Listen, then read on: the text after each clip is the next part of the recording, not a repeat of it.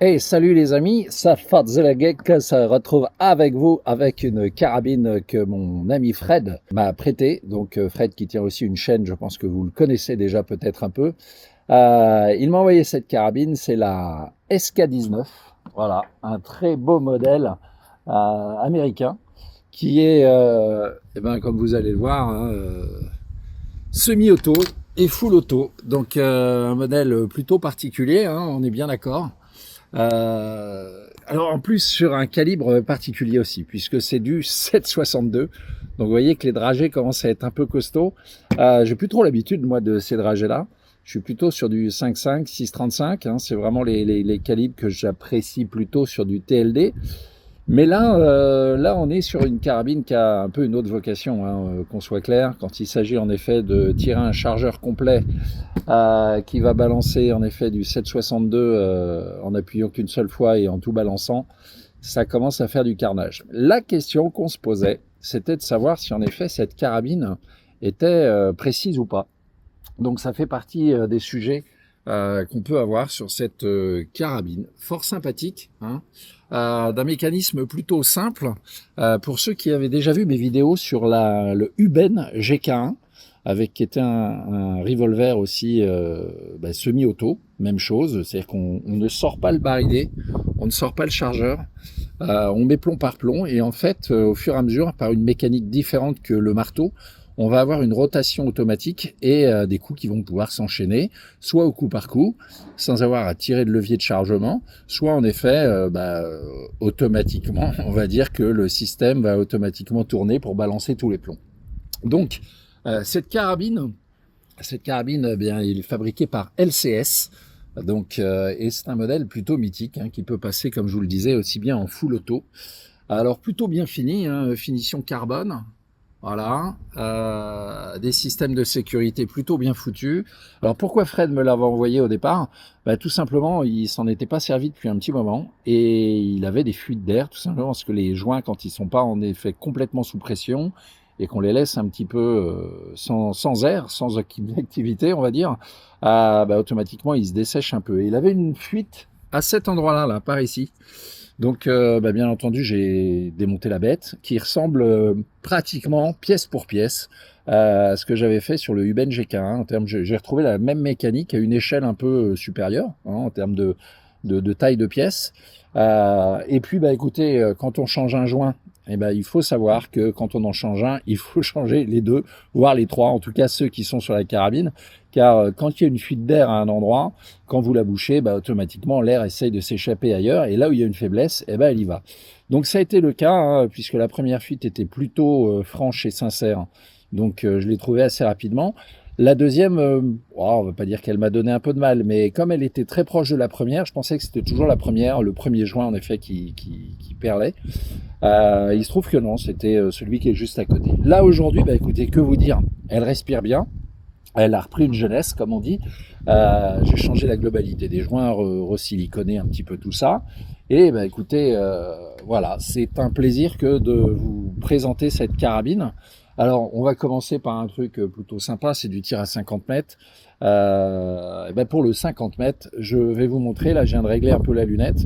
Je vais commencer par un 25 mètres, hein, histoire d'être sûr, parce que là du coup on ne sait pas trop où on va.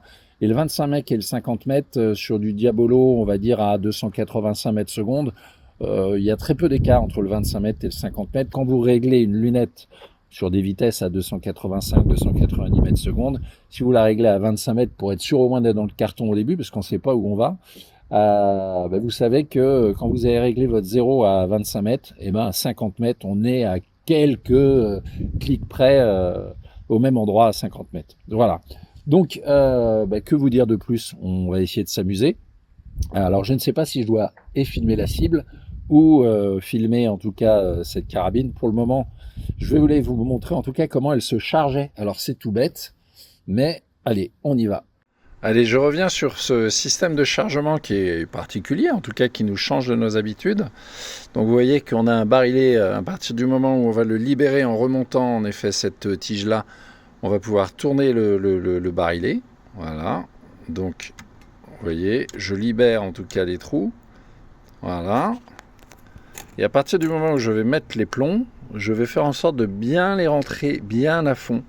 C'est vraiment l'astuce que je peux vous donner en tout cas et la vigilance qu'il faut avoir sur ce modèle, c'est de bien renfoncer à fond pour que le bord du plomb ne dépasse pas.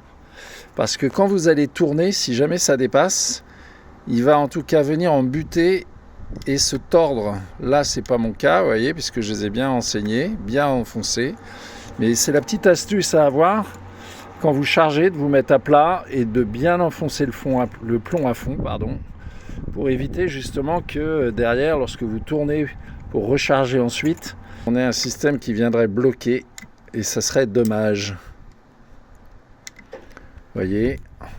Bon, combien de coups là-dedans? On va regarder. Hein. J'ai pas compté, mais il y en a quelques-uns.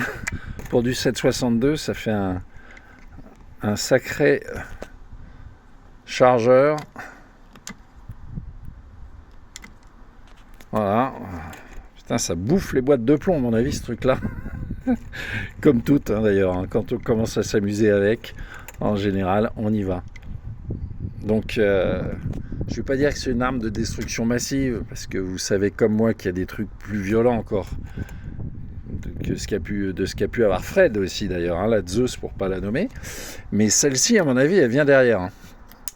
Du 7,62 à balancer des pruneaux sur un barillet complet. Et Fred avait un petit souci, parce que quand il mettait le silencieux, qui est livré avec, hein, d'ailleurs, le shroud, qui est ici, en fait, bougeait. C'est tout con, en fait. Hein. Il y a un truc ici à visser. Vous voyez qu'on a un gros écrou, là, ici. Voilà, je vais le bouger. Je ne sais pas si vous allez le voir. Oui, il est là. Hein. Donc à partir du moment où il n'est pas serré, c'est pour que le tube soit en tension, le tube carbone qui est là autour du canon. Il faut simplement en effet visser ça pour qu'il vienne en buter contre là. Et du coup après ça ne bouge plus, ce qui fait que vous avez quelque chose d'homogène et compact. Une fois que vous l'avez réglé une fois, c'est très bien. Alors même chose aussi, petite astuce, hein, j'avais tout démonté bien sûr. Quand vous revissez le canon, là en l'occurrence, je ne l'ai pas vissé à fond. Alors c'est comme toujours, hein, toujours ne jamais trop serrer les choses. Ça fait partie des travers qu'on peut avoir tout ce temps qu'on est. Donc là, le canon, en fait, il ne faut pas le serrer à fond. Pourquoi? Parce que si vous le serrez à fond, il va gêner en tout cas la rotation de votre magazine. Donc en fait, il faut le serrer jusqu'au moment où vous êtes embuté. Et après, vous avez deux vis qui sont là et là, qui viennent en effet fixer le canon pour plus qu'il bouge. Donc on ne peut plus simple et plutôt efficace. Allez, je vais me ramuser un petit peu à vous faire des tirs. Alors, on va se remettre en semi-auto, voilà, réglage fire, pour vous donner une idée déjà du bruit de cette carabine. Donc c'est bon, on est posé et je vais essayer.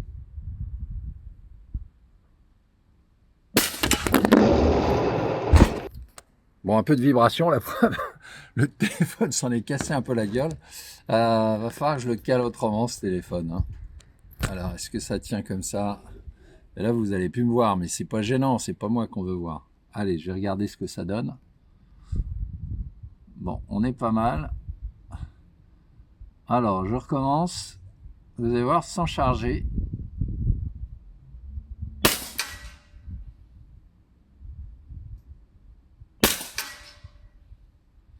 Donc là, je vais régler un peu parce qu'elle a l'air de se caler.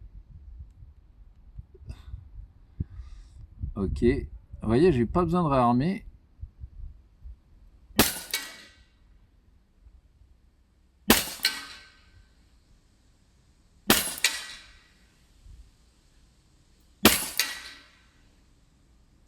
Alors, est-ce que j'aurai un peu d'air?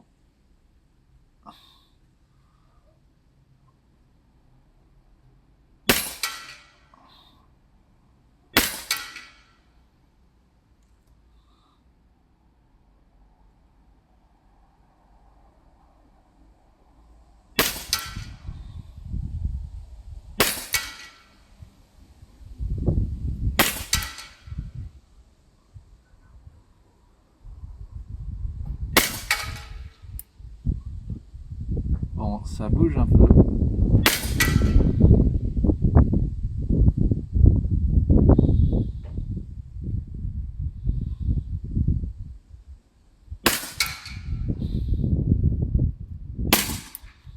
Et voilà, fin de tir. Donc vous avez vu ce que ça donne, c'est plutôt agréable, hein. Les groupements sont plutôt pas mauvais, à 50 mètres. Je suis sur une cible, des petites cibles, je vous montrerai tout à l'heure. Mais vous voyez que en fait, ça permet de se concentrer aussi sur le tir sans avoir à rebouger, puisque du coup, le levier de chargement n'est pas utile. Et on va de coup en coup, en simplement appuyant une seule fois. Donc maintenant, ce qu'on va s'amuser à faire, vous l'avez compris, on va remplir le chargeur, se foutre en full auto, et puis on va voir ce que ça donne. Allez. Voilà, donc là j'ai calé le téléphone, je me suis mis en full auto, et on va essayer de vider un chargeur de manière propre et nette. Alors attention, on y est, attention. Voilà, ça vous donne une idée du truc. C'est très mitraillette, hein. Vous avez remarqué? Je sais pas si j'ai été au bout. Non, il m'en reste un ou deux. Donc je vais repasser en semi pour les 1 ou 2 qui restent. Voilà. Alors,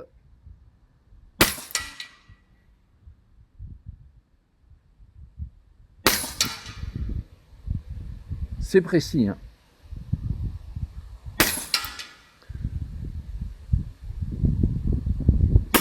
Bon, il en restait 3. Vous voyez, comment bouffer du plomb rapidement? Au niveau de l'air, bah écoutez, au niveau de l'air, non, ça s'est plutôt bien passé. Pour votre info, donc c'est voilà, des manomètres standards. On monte à 250 bars. Là, on a une bouteille en effet en 700 cc que nous a monté notre ami Fred. Donc 250 bars ici. Ici, on a un plénum donc réglé, on va dire à pratiquement aller entre 110, 120, 130, allez 140 bars. Il est à peu près à 140 bars. Et vous avez ici une molette là, qui vous permet de gagner en puissance. C'est-à-dire plus vous la montez, plus vous la serrez. En fait, plus elle laisse passer d'air. C'est un peu comme une valve. Donc le réglage est plutôt simple. Pas de système de tension de ressort pour le marteau. On est sur un système en effet d'ouverture de valve d'air. Et voilà, autrement on est sur un canon, vous le voyez, plutôt costaud. Non, belle mécanique, très très belle mécanique. Et une belle mécanique plutôt simple qui reprend tout simplement les caractéristiques de ce qu'on peut trouver chez Uben pour la K1 et la GK1. Donc voilà, du système plutôt qui a fait ses preuves. Je crois que la Rattler utilise le même système, il faudra que vous alliez vérifier parce que j'ai pas envie de le faire, ça vous apprendra. Donc écoutez, on est à 50 mètres avec du 7,62 et le jeu c'est de vous faire quelques tirs et de voir en termes de précision ce que ça donne.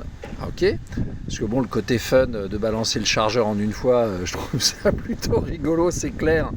Et ça arrose pas trop dans tous les sens, hein, même si on bouge, hein, c'est évident. Et puis bon, vous voyez là, j'ai pas mal de vent aujourd'hui. Quoi qu'il en soit, je vous montrerai un peu là, ce que ça a fait quand j'ai arrosé. Mais on est sur 50 mètres, on est, allez, on va dire, on est sur 7, 8 cm, 8-10 cm grand maximum d'écartement quand on est en rafale sur tout le chargeur. Donc ce qui est plutôt pas mal, hein. Ce qui est plutôt pas mal parce qu'on bouge. Et du coup, au-delà de la précision de la carabine, je pense que le système fait qu'on est amené un peu à bouger, mais on reste quand même assez groupé. Donc là, l'idée, voilà, on a une cible là-bas à 50 mètres et puis on va essayer de faire des tirs corrects. Voilà, donc je vais vous passer le détail parce que j'ai pas toutes les caméras et les vidéos. Par contre, voilà, je vais vider un chargeur au coup par coup et vous montrer ce que ça me donne. Ce que ça me donne en termes de précision à 50 mètres. Allez, à tout de suite les copains. Bon alors les copains, voilà, ça c'est les premiers tirs avec la LCS SK19. Donc premier tir à 50 mètres, puisqu'à 25 mètres je vous épargnerai le carton puisque c'était un réglage de lunettes. Mais vous voyez que un 0 à 50 mètres, à 25 mètres, pardon, quand je vais tirer à 50 mètres, vous voyez, quand j'ai visé cette cible là, je suis tombé juste en dessous. Donc vous voyez qu'on est à pas grand chose, hein. Mais au moins ça évite de bazarder du plomb à droite à gauche avant. Donc c'est pour ça, quand vous avez une nouvelle carabine et que vous montez votre lunette ou que vous montez pour la première fois votre lunette dessus, je vous invite à vous mettre à 25 mètres, un grand carton, une grande surface bien protégée, Et vous mettez à la bonne vitesse bien sûr, hein, et puis derrière voilà, vous tirez, vous voyez où ça va, et là du coup vous pouvez déjà ajuster à 25 mètres, ce qui fait que quand vous allez reculer après à 50 mètres, vous voyez, on est à peu près quand même dans une zone plutôt restreinte si la carabine est plutôt bien réglée au départ, hein. Donc premier tir à 50 mètres, voilà, qui était un peu en dessous, et puis bah là derrière j'en ai fait deux autres, donc là une fois que j'avais réglé un peu le centre, donc vous voyez on est alors, je vais dire trou dans trou, on est en 7,62, hein, donc trou dans trou, bon, ça fait tout de suite grosse perforation. Voilà, ça c'était les trois premiers tirs, hein, c'était pour vous, et ben, pour vous montrer que je suis bien à 50 mètres, voilà, on est là-bas à la table, je vais avancer un petit peu, comme ça, vous avez, voyez, le schéma. Allez, on se retrouve, le temps de retirer quelques plombs, et puis de balancer de la rafale, parce que c'est ça qui va nous faire rire. Le temps de me rendre à la cible, donc je viens de faire quelques tirs. J'ai dû mettre 8 ou 9 plombs à 50 mètres dans la même cible, hein, en 7,62. Alors vous allez me dire, 7 ou 8 plombs en 7,62 dans le même cible, ça a commencé à faire un trou un peu costaud. Bah ouais, et c'est super groupé. Je vous garantis que c'est plutôt pas mal. Je vous laisse regarder, hein. Voilà, c'est ici que ça se passe. Donc on en a un ici que j'ai fait pour le réglage, donc j'ai vu que j'étais à droite, et là vous voyez 1, 2, 3, en fait tout est là sur une cible, vous voyez, qui est pas si grosse, hein, 50 mètres. Bah écoutez, c'est précis comme une horloge suisse, c'est vraiment sympa. Et bien voilà le massacre. Et je dis le massacre parce que sincèrement, regardez, voilà, le plus loin que j'ai été, il est là, quoi. Il est là. Vous avez vu, en effet, en alignant les coups les uns derrière les autres, mais le gros, hein, 1, 2, 3, 4, 5, regardez.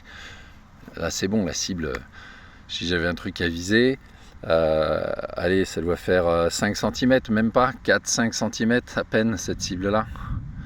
Donc vous voyez que c'est plutôt bon. Celle-là, pareil, hein, vous avez vu, bon, rien à redire. C'est précis à 50 mètres. On va essayer de reculer encore un peu, hein, on a un peu de place là derrière encore. Je vais essayer un 80 mètres. Et puis on va voir ce que ça donne. Toujours avec du Diabolo en 7,62 de chez JSB, les amis. Allez, une petite vidéo là pour vous montrer. Allez, je suis à 80 mètres. J'ai 7 tirs là qui sont là. Donc 1, 2, 3, 4, 5, 6, 7 tirs. Et vous voyez qu'on est, on est pas mal groupé, hein. 7 tirs à 80 mètres, 288 mètres secondes, pas loin de 134 joules. Donc ça commence à taper fort et c'est plutôt groupé.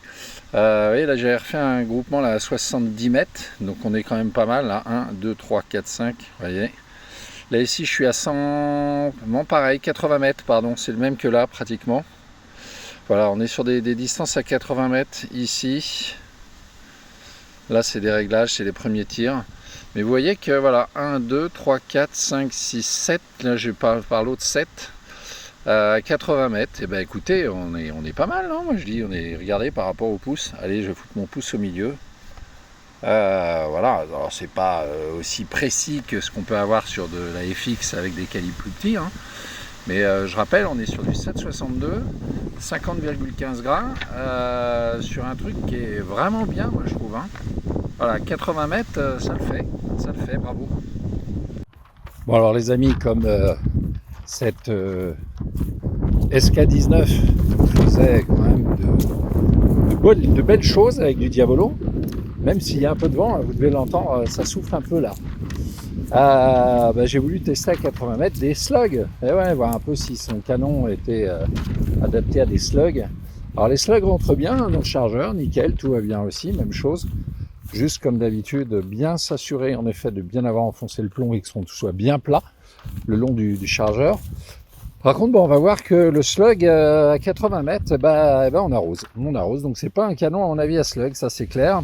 J'ai testé des JSB KO en 50 grains, 50,15 grains, 7,62. Le résultat est pas terrible, je vous montre ça tout de suite. Donc voilà, à 80 mètres, on peut pas parler trop de groupement, hein. Voilà, je visais là, enfin exactement ici, voilà. Et vous voyez qu'on est bien dispersé, quoi. Il y en a jusque là. Alors bon, ok, il y a un petit peu de vent, mais on est sur des vitesses quand même intéressantes, hein. On peut monter pratiquement là. J'étais à 298 mètres secondes. Bon, j'ai refait des essais avant là en rebaissant un petit peu à 285 avec les slugs. Bon, bah écoutez, non, pas terrible. Hein, vous voyez le groupement, beaucoup trop grand, hein. Bon, on est à 80 mètres. Mais voilà, elle préfère sans faute les diabolos. Donc on oubliera les slugs sur la SK19. Bon les amis, si je vous la raconte pas celle-là, vous allez me dire c'est quand même dommage que tu ne l'aies pas faite. Voilà. Donc on est à 80 mètres, toujours avec la SK19. Ici, voilà, ici on a un groupement où je tire au coup par coup à 80 mètres avec des diabolos. Donc vous voyez que le résultat est plutôt pas mal. Ça c'était un tir d'essai pour voir si j'étais quand même bien dans la cible. Et après je me suis mis ici. Donc voilà, tir d'essai. Et après ici on a au coup par coup. Donc à 80 mètres. Et vous vous en doutez, ici, voilà. Et là, eh ben, écoutez, on a un chargeur en rafale, c'est-à-dire en full auto, à 80 mètres. Et vous voyez que ils sont tous là, hein. Voilà. Donc, écoutez, à 80 mètres, regardez un peu par rapport à mon pouce. Ok, hein, on est sur une distance, c'est facilement 10-12 cm. Allez, on va dire ça. Ouais, on est sur 10-12 cm. Ici, bien sûr, on est plus réduit, hein, on est sur du 8 à peu près. 8-9. Ouais, c'est à peu près ça. Donc, pas trop d'écart, hein, entre la rafale et en tout cas le tir au coup par coup à 80 mètres. Moi je trouve ça super propre. Bon, je pense que là c'est clair, hein, au moment où vous tirez, ça vous fait un peu bouger et il y a tout qui part très vite quand même, hein. C'est plutôt assez excellent comme sensation. Et vous voyez qu'à 80 mètres on cartonne. Bon voilà, c'était les essais du jour avec cette SK19 en diabolo. Et du fun, beaucoup de fun. Donc voilà les amis, la fin de la session avec cette SK19 que m'a prêté mon ami Fred. J'ai bouffé de la boîte de plomb, hein, l'air de rien, parce que ça turbine fort, et pas mal d'air aussi, puisqu'en 7,62, on est amené quand même à utiliser un peu plus d'air que sur les autres calibres. Bon fun, vraiment une carabine avec laquelle on rigole, on s'amuse, et on peut faire de la précision, hein, la preuve en est. Moi je vois là à 80 mètres, bon, en m'appliquant un peu plus, avec un peu moins de vent, avec des réglages un petit peu plus précis, je pense qu'on va arriver à quelque chose de plus resserré encore. Mais bon, c'était pas le but, là c'était vraiment de la faire marcher. Elle tourne bien, plus de fuite, tout roule, tout fonctionne. Elle est repartie pour s'amuser, donc Fred, à l'occasion, je pense que je vais te la renvoyer pour que tu t'amuses avec. Par contre, en plomb, c'est clair que ça en balance pas mal, hein, mais c'est toutes les carabines, je crois qu'on est tous pareils. À partir du moment où on commence à s'amuser avec, les boîtes de plomb, elles défilent. Allez les copains, je vous dis à très bientôt, c'était Fozzy le Geek. La prochaine vidéo, écoutez, on verra, peut-être après les vacances. Et oui, il y a un peu de vacances, j'espère, au mois d'août, au moins 2 semaines. Là, c'était un week-end repos de boulot. Et puis, on se dit à très vite, amusez-vous bien, salut les copains.